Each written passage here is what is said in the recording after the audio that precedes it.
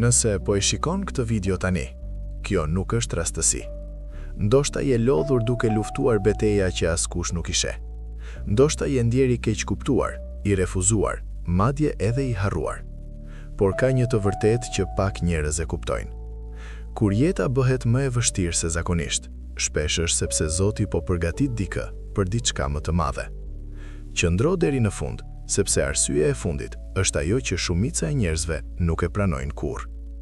Le ta zbulojmë së bashku pse rruga jote ka qenë më e vështirë dhe pse kjo është shenja më e madhe që je i zgjedhur.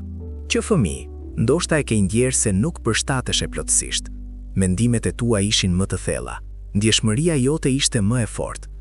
Ndërsa të tjerët qeshnin me gjëra sipërfaqësore, ti mendoje për kuptimin e jetës.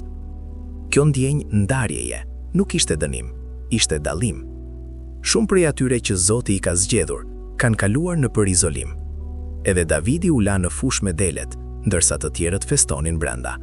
Askush nuk e imagjinonte se ai do të bëhej mbret. Ndoshta edhe ti e lan mënjan. Ndoshta të kanë nënvlerësuar, por ndarja shpesh është përgatitje. Zoti ndonjëherë të largon nga turma për të formuar në heshtje. Nëse je ndjer ndryshe gjithë jetën, kjo mund të mos jetë rastësi. Mund të jetë shenja e parë që rruga jote është më e madhe se ajo që të tjerët shohin. Ka pasur betejë në jetën tënde që askush nuk i kuptoi. Lot që i fshive shpejt, net pa gjumë, luftëra të brendshme që nuk i ndave me askënd. Dhe ndoshta je pyetur, pse unë? Pse gjithmonë më shumë vështirësi? Por ka një model që përsëritet në histori. Edhe Jobi humbi gjithçka, para se të kuptonte që sprova e tij kishte një qëllim më të thellë. Ai u testua jo për ta shkatëruar, por për ta ngritur në një nivel që askush nuk e imagjinonte. Ndonjëherë, sa më i madh të jetë thirrja, aq më e madhe është përgatitja. Vështirësitë tua nuk ishin për të thyer, ishin për të forcuar. Çdo zhgënjim, çdo refuzim, çdo derë mbyllur, ishte një mësim. Zoti nuk investon prova të mëdha tek ata që nuk kanë një mision të madh. Nëse ke mbijetuar gjëra që do ta kishin rrëzuar dikë tjetër, kjo nuk është rastësi. Kjo është shenja e dytë. Një nga dhimbjet më të thella nuk është dështimi, por refuzimi. Momente kur u ndjeve i padëshiruar, kur njerëzit që besoje u larguan, kur dera që mendoje se ishte për ty u mbyll papritur. Refuzimi të bën të dyshosh në veten tënde, të bën të mendosh se nuk je mjaftueshëm i mirë. Por shpesh refuzimi është mbrojtje. Edhe Jozefi u tradhtua nga vëllezërit e tij, u shit, u hodh në burg padrejtësisht. Në çdo fazë dukej si fundi, por çdo refuzim po e çonte drejt pozitës që Zoti kishte përgatitur për ta. Çfarë nëse disa njerëz u larguan sepse nuk ishin pjesë e destinacionit tënd? Çfarë nëse dera që u mbyll ishte në fakt një mbrojtje nga një rrugë që do të largonte nga qëllimi yt? Zoti ndonjëherë lejon refuzimin për të zhvendosur. Sepse kur je i zgjedhur, jo çdo vend është për ty, dhe jo çdo njeri është i destinuar të ecë me ty deri në fund. Kjo është shenja e tretë.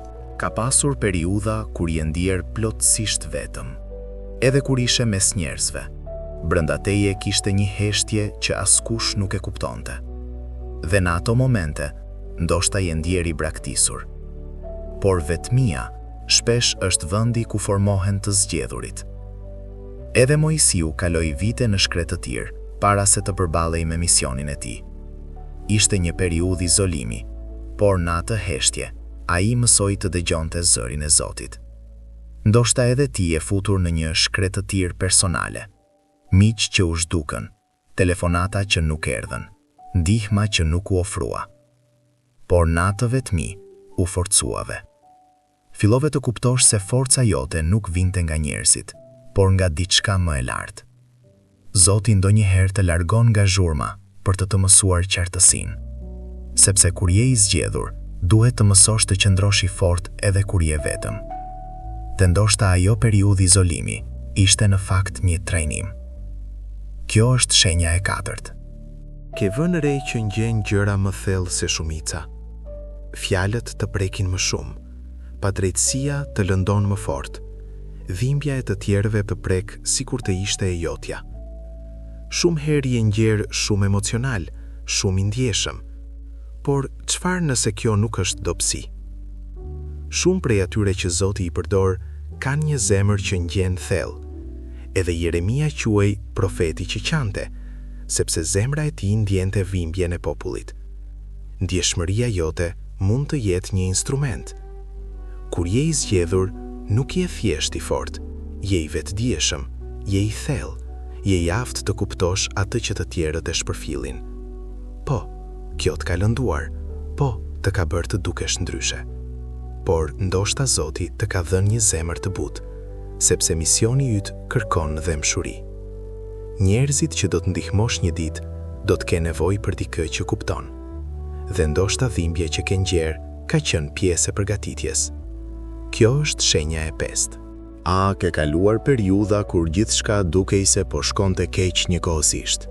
Probleme që u shfaqën papritur, keq kuptime të pashpjegueshme, kengesa që nuk i kishe provokuar vetë. Dhe ndoshta ke menduar, pse kaq shumë rezistencë? Shpesh kur dikush mban një thirrje të madhe, përballet me kundërshtim të madh. Edhe Danieli u hodh në gropën e luanëve, jo sepse kishte bërë diçka të gabuar, por sepse qëndrueshmëria e tij kërcënonte errësirën përreth. Jo çdo sulm është rastësi. Ndonjëherë rezistenca është konfirmim. Kur je i zgjedhur, prania jote shqetëson, drita jote ekspozon, integriteti yt sfidon. Kjo nuk do të thotë se çdo vështirësi është betejë shpirtërore, por ndonjëherë intensiteti i pengesave është tregues i vlerës së destinacionit. Nëse ke kaluar përmes situatave që s'kishin logjik, ndoshta nuk ishte sepse ishe i dobët, ndoshta ishte sepse ishe i rrezikshëm për mediokritetin. Dhe kjo është shenja e 6. Ka diçka brenda teje që nuk qetësohet. Edhe kur përpiqesh të pranosh një jetë normale, një zë i brendshëm të kujton se je krijuar për më shumë. Një ndjenjë që nuk të lë të kënaqesh me pak. Një vizion që rikthehet vazhdimisht në mendjen tënde. Shumë njerëz i shtypin këto ëndra nga frika, por kur je i zgjedhur, vizioni bëhet i pandalshëm. Edhe Juzefi kishte ëndra që dukeshin të pamundura. Ato ëndra e futën në telashe, por ishin paralajmërimi i destinacionit të tij. Ëndrat e tua nuk janë rastësore. Ndoshta askush nuk i ka marrë seriozisht, ndoshta të kanë thënë të jesh realist, por ka një arsye pse ideja nuk largohet nga mendja jote. Zoti shpesh vendos brenda të zgjedhurve një pasqyrë të së ardhmes para se realiteti të përputhet me të. Nëse brenda teje ka një zjarr që nuk shuhet, kjo është shenja e 7.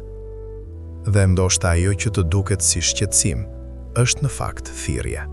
Ke rënë, mbase më shumë se një herë.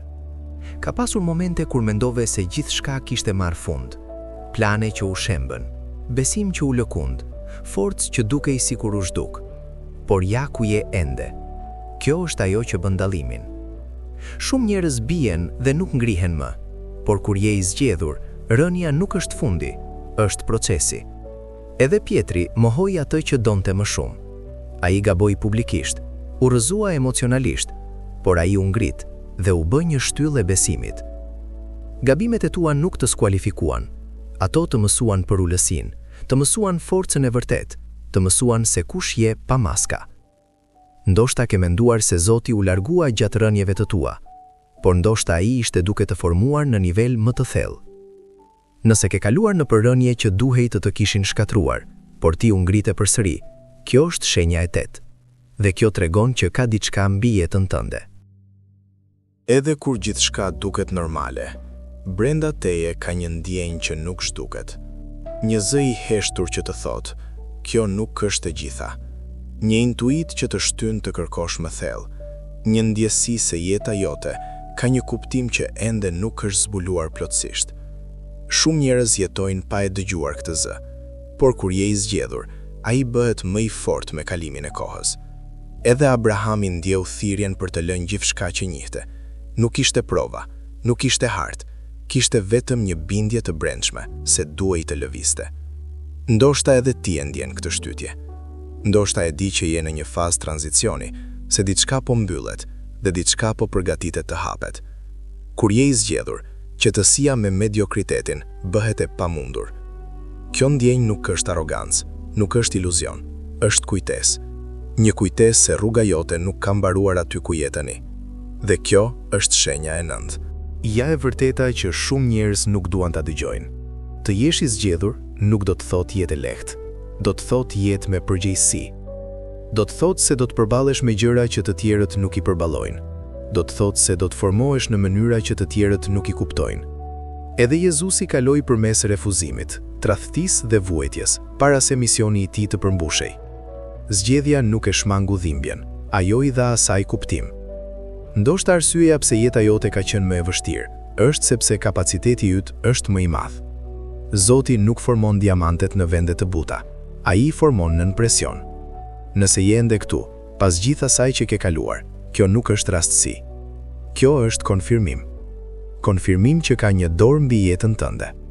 Konfirmim që historia jote nuk ka mbaruar.